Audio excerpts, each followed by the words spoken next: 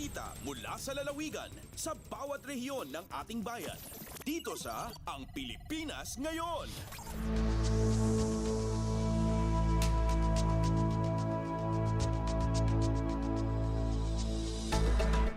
Dumako na tayo sa ating regional news. Unahin natin ang mga balita mula sa rehiyon ng Luzon. Mula sa Lawag, Department of Trade and Industry o DTI, nag-inspeksyon sa mahigit 100 stores at stall sa public market ng San Nicolas, Ilocos Norte. Ang detalye ng balitang ito mula kay Rani Dorilag. Agdagop iti sang agasot sa nga pulagit may nga stalls ken stores ti binisita di Department of Trade and Industry iti merkado publiko iti ili ti San Nicolas, Ilocos Norte. Segon iti DTI Ilocos Norte, kabinulig dati Local Price Coordinating Council iti nasao nga ili para iti inspeksyon kadagiti timbangan. Malaksid iti daytoy, di pasinggit pa iti panakasurot ti price tag law, standards law, business name law, Tobacco Regulations Act ken dumapay a paglintigan.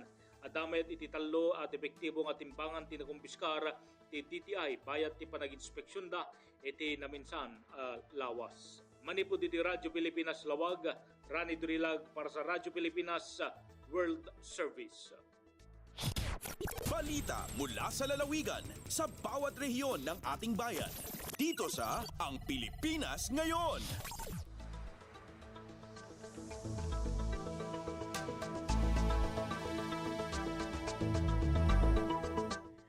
Maraming salamat, Rani. Yan ang ulat mula sa Lawag. Samantala, dumako naman tayo sa Agoo. 12 barangay sa Bacnotan, La Union, dineklarang drug-free. Ang detalye ng balitang ito mula kay Albert Kawile. Indeklara ti Philippine Drug Enforcement Agency La Union Provincial Office ti 12 barangay ti Bacnotan La Union kas drug-free. Inpaay ti PDEA ti resolusyon aming ideklara ti drug-free status dagitoy a barangay idi Mayo 6, 2024. Pakay bilangan dagitoy dagiti barangay ti Agtipal, Arosip, Baki, Laglag, Mabanagbangdos, Maragayap, Ortega, Pangpang, Sapilang, Santa Cruz, Santa Rita, Kenobog. Ti panakaideklara ti 12 barangay ti Bacnotan kas drug-free barangays ket maysa kadagiti napatag kasapulan tapno may deklara ti ili a drug-cleared municipality. Team mabuno iti panakaypaay ti drug-free status resolution the Vice Mayor Francis Fontanilla, Police Lieutenant Roger Solweta, manipod ti Bacnotan PNP ken dagiti focal person ti Municipal Anti-Drug Abuse Council ada Rosemary Calpito ken Oscar Reyes. Malagip nga imuna na ani deklara ti lokal a gobyerno ti Bacnotan babaen iti liderato ni Mayor Divine Fontanilla kas drug-free workplace. Ganda ti administrasyon ni Mayor Divine amay raman ti sibubukil nga ili ti Bacnotan iti listaan dagiti drug-cleared municipality ti intero a pagilyan. Manipod RP Ago, Albert Kawile para Radyo Pilipinas World Service.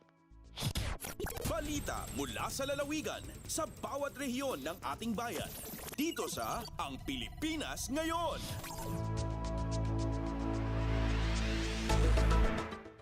Maraming salamat, Albert. Yan ang ulat mula sa Agoo at kabuuan na ulat mula sa rehiyon ng Luzon. Samantala, dumako naman tayo sa rehiyon ng Kabisayaan mula sa Borongan. Professional Regulation Commission binuksan ang bagong off-site service center sa Balangkayan, Eastern Samar. Ang detalye ng balitang ito mula kay Pen Pomida. Pinangunahan ni Professional Regulation Commission PRC Commissioner Erwin Enad, kaupod hi PRC Regional Office 8 Regional Director Armand Ingles ug Mayor Edith Ann Contado ang opisyal nga pag-abri og blessing han PRC Offsite Service Center han Biyernes habung tuhit Balangkayan. Hamensahe ni Commissioner Enad iyagintago siya an LGU Balangkayan han malampuson niya pag-establisar hinbago nga PRC Offsite Service Center an pinakasyahan nga property nga gintatag-iyahan ituna ngan building hit PRC. Kasumpay hiniiyagin kilala ang panalimbasog ni Anay Balangkayan Mayor Alan Contado. Sigun kan Enad, hikuntado na ni Guro nga magkamay-adhin lote og building ang PRC ha Balangkayan. Iyaliwat gin pasalamatan hi Mayor Edith Ann nga ginpadayon insugad nga hingyap para marealisar ha panuyo para hin long-term development hit bungto. Iyapagin baton ang pakiana kung kay ano na inganyar ito national agencies magtindog hin satellite center sa Balangkayan. Sumalakan Commissioner Enad, unang aging kukulawan ang pagiging catchment area, ang lokasyon and strategic, nga ikaduha, ang pagkamayada makasig nga suporta hit partner LGUs. Tikang Radyo Pilipinas Borongan, inihipen pumida para Radyo Pilipinas World Service. Balita mula sa lalawigan sa bawat rehiyon ng ating bayan. Dito sa Ang Pilipinas Ngayon.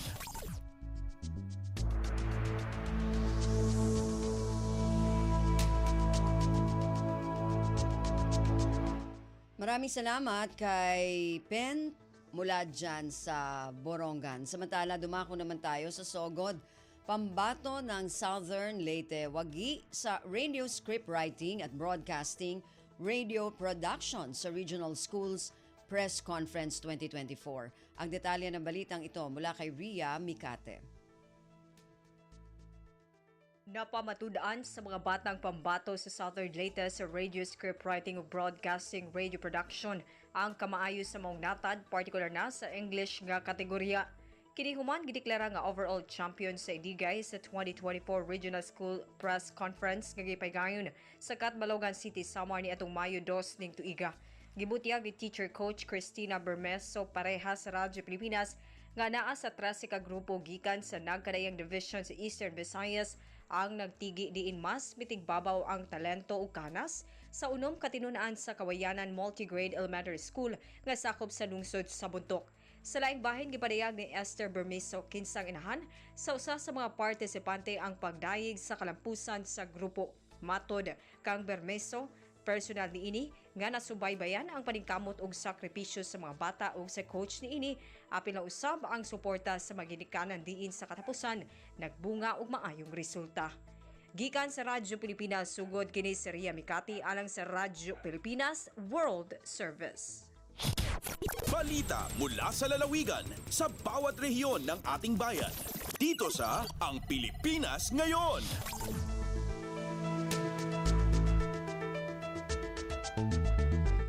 Maraming salamat, Ria. Yan ang ulat mula Sogod at kabuuan na ulat mula sa rehiyon ng Kabisayaan.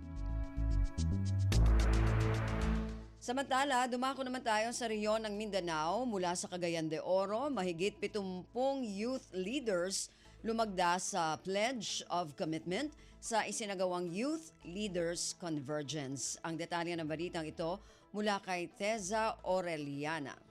Kapin 70 kabatan-ong leaders gikan sa nagkadaiyang youth organizations ang misalmot sa Oro Youth Leaders Convergence diha sa City Tourism Hall ni ining syudad bag-uhay pa lamang.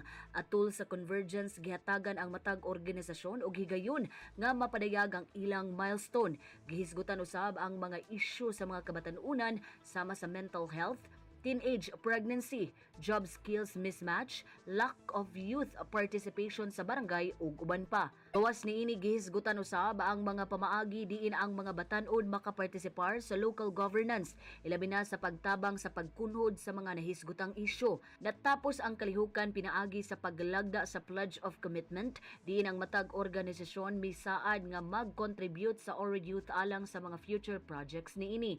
Bitambong sa kalihukan sila sangguniang kabataan Federated President Kenneth John Sakala, Oro Youth Development Officer Lord Saver Centina, ug lakip na usab ang City Mayor's Office Public Relation Head nga si John Gilmore Actub. Gikan dinhi sa Radyo Pilipinas Cagayan de Oro, kini si Tessa Aureliana para sa Radyo Pilipinas World Service. Balita mula sa lalawigan sa bawat rehiyon ng ating bayan. Dito sa Ang Pilipinas Ngayon.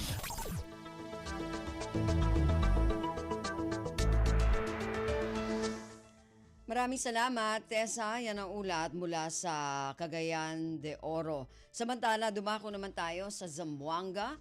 Police Regional Office 9 nagtalaga ng karagdagang puwersa ng kapulisan sa Zamboanga City bilang tugon sa tumataas na kaso ng shooting incident sa lungsod. Ang detalye ng balitang ito mula kay Bless Eboyan. Adunay dugang nga 76 ka mga pulis ang gideploy sa Police Regional Office 9 kon Pro 9 sa Zamboanga City Police Office aron makatabang sa peace and security situation human nga naipagtaas sa mga kaso sa shooting incident sa lungsod sa Zamboanga. Kinihuman nga nihangyo si Zamboanga City Mayor John Dalipe kang Presidente Ferdinand Marcos Jr. aron adunay adisyonal nga puwersa ang Zamboanga City para makatabang kontra kriminalidad.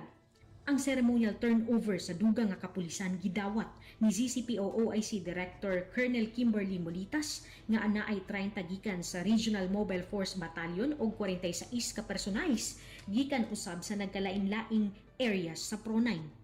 Dako ang pasalamat ni Colonel Molitas sa Pro-9 para sa augmentation forces ug nanawagan sa mga pulis nga padayon nga magkahiusa aron masiguro ang hapsay ug malinawon ug padayon ang pag-uswag sa tibuok lungsod sa Zamboanga. Gikan diri sa Radyo Pilipinas Zamboanga, kini si Blas Iboyan para sa Radyo Pilipinas World Service.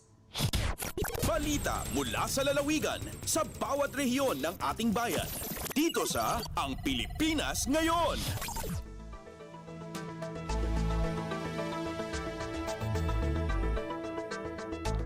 Maraming salamat, Bless. Yan ang ulat mula sa Zamboanga. Samantala, dumako naman tayo sa Iligan. Mga kandidata sa Miss Earth Philippines, isinusulong ang iba't ibang advokasya para sa kalikasan. Ang detalye ng balitang ito mula kay Alwidad Bashir.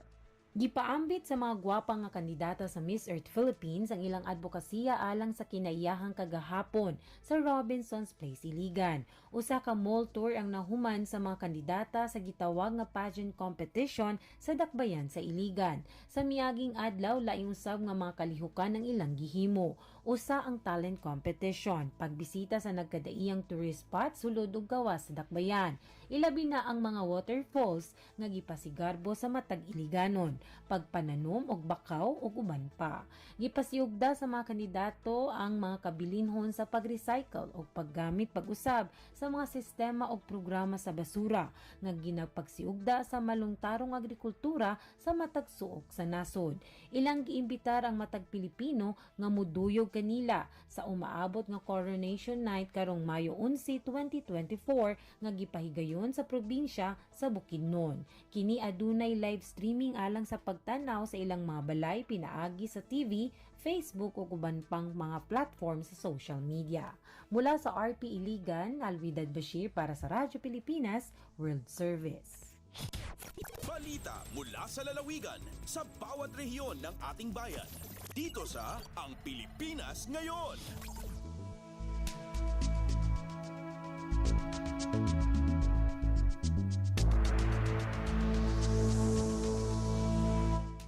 Maraming salamat kay Alwidad mula dyan sa Iligan. Dumako naman tayo sa Marawi.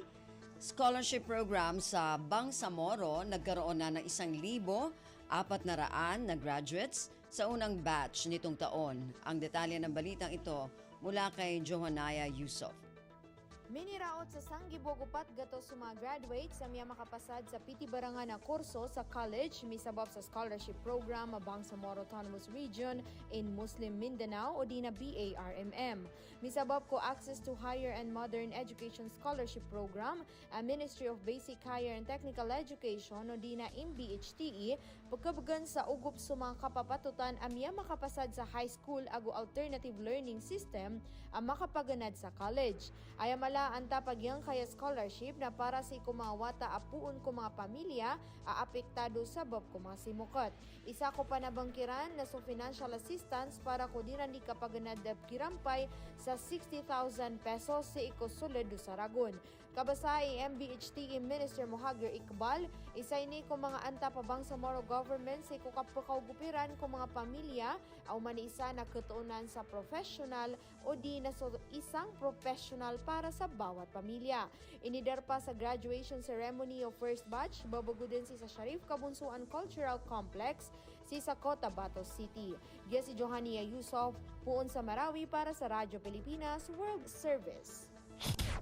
Balita mula sa lalawigan sa bawat rehiyon ng ating bayan. Dito sa Ang Pilipinas Ngayon.